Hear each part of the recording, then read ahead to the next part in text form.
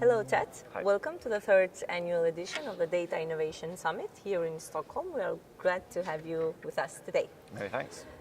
Before we go on with further questions, can you please tell us a bit more about yourself and your background? Sure. So my name is Ted Orme. I'm VP of Marketing and Business Development for Attunity. I've been with the company now for 17, 18 years.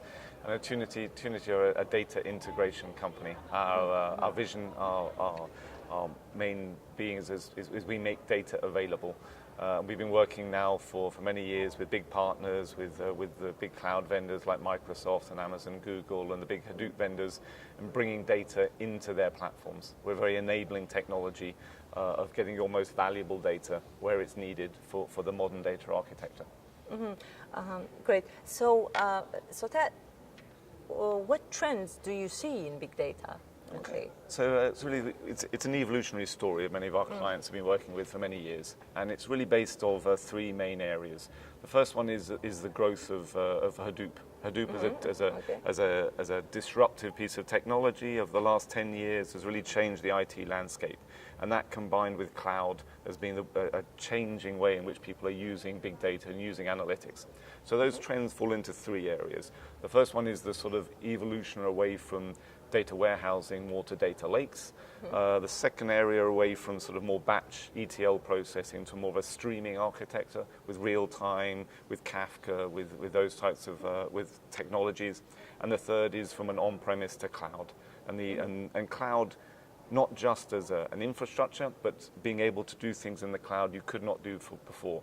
The bursting elasticity of cloud, the separation of storage and compute. And they're the sort of the evolutionary stories where we're seeing people move away from traditional on-premise data warehousing, ETL processes, to more of a streaming real-time cloud. That's where CDC and Attunity are all about making data available in real time. Great. So let's talk a bit about the challenges, the outcomes. From your perspective, what are some of the biggest, or let's say the most common hinders and challenges that organizations have when it comes to data-driven innovation?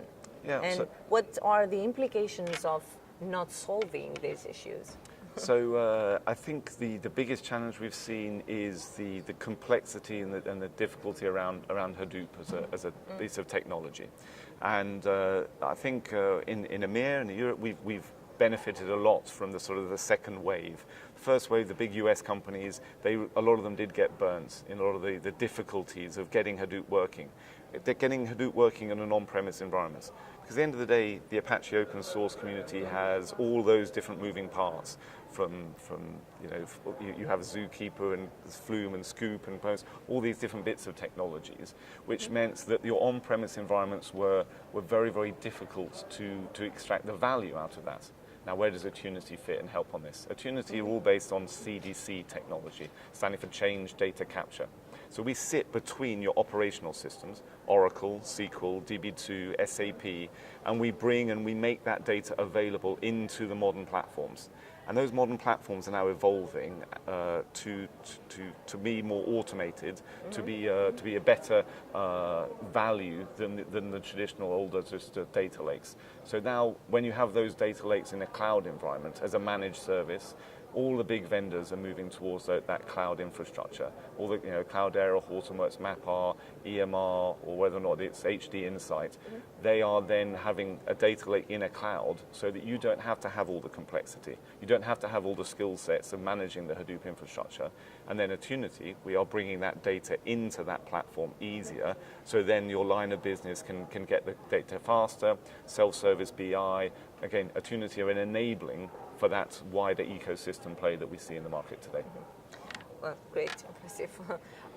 Okay, and then for those organizations that have just started the journey towards data-driven innovation, what would your recommendations be in order for them to speed up this process, turning data into insight and into action?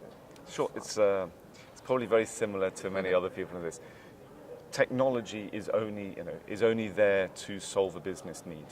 You have to find a use case. You have to find a use case that you can't really do today. If you just go after pain. People often try and sell to pain and things like that. Yeah. But that is complex. That is never going to really show value, other than you've saved some money on the underlying spreadsheet. What you want to be able to do is find a use case that you could not do before on traditional platforms and focus on that. One small use case. And then if that means you want your SAP data in a streaming architecture on cloud, or you want mainframe, that you can't do that, some query offload of the mainframe data that would be more difficult on traditional on-premise, on traditional ETL processing, then focus on a use case that you could not do before. Just one use case. Don't try and boil the ocean and do everything in a huge, great lift and shift. I'm going to do a monster data lake solving all of my problems. Find one business case, one business owner, and then you can focus on that and then expand from there. The platforms that you're building today, the platforms that all the vendors are here showing innovation and things, can do you a wide breadth of solutions. But if you focus on one thing first and then expand out, then you build up your skill sets, you build up your teams, you build up your infrastructure, and then you can show value faster to the enterprise. Great. Ted, where do you see the biggest impact of data-driven innovation?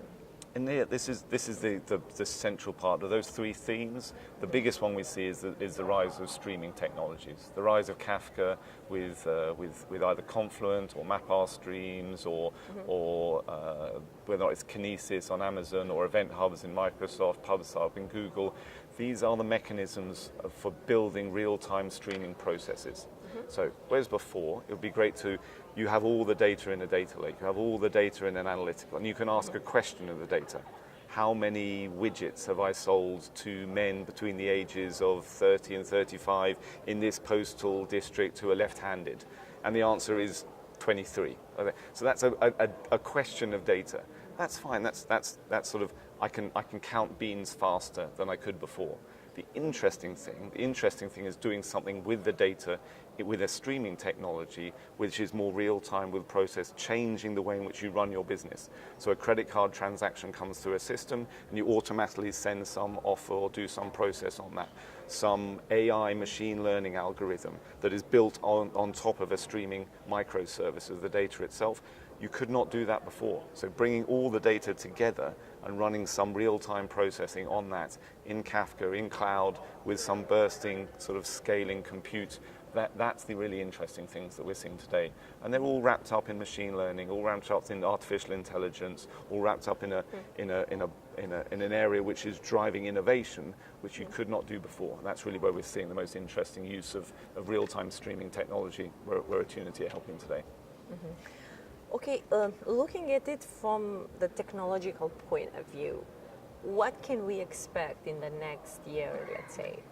Yeah, so this is the journey continues, and it's definitely that streaming and then cloud is where we're seeing it today. So there are other technologies that we're seeing, companies like Snowflake that do data warehousing in the cloud, Redshift and analytics. So whereas before you may have huge amounts of workloads that would take so many hours of compute on a systems, running them in a bursting environment on the cloud is where we're seeing everybody moving. So all the Cloudera, Hortonworks, MapR, they all have a cloud message first in leveraging that technology. So where do we see that extend further? If you just separate out technologies, so don't talk about vendors specific, but just talk about that storage layer, whether or not that storage is just going to be on S3 on Amazon or ADLS or Hadoop, storage and then compute. And they really are now seen as being separate commodities. Once you have that separation of that storage and compute layer across the application stack, that's really where you will then get a new breed of startups who are just living in a compute stage where they have access to all the data, but they're doing more interesting things just on the data itself in some bursting cloud environments. You'll see more innovation and driver in that space moving forwards. Great. Well, Ted, let me thank you for being part of Data Innovation Summit. It was really a pleasure having you with us today, and thank you very much. Thank you very much indeed.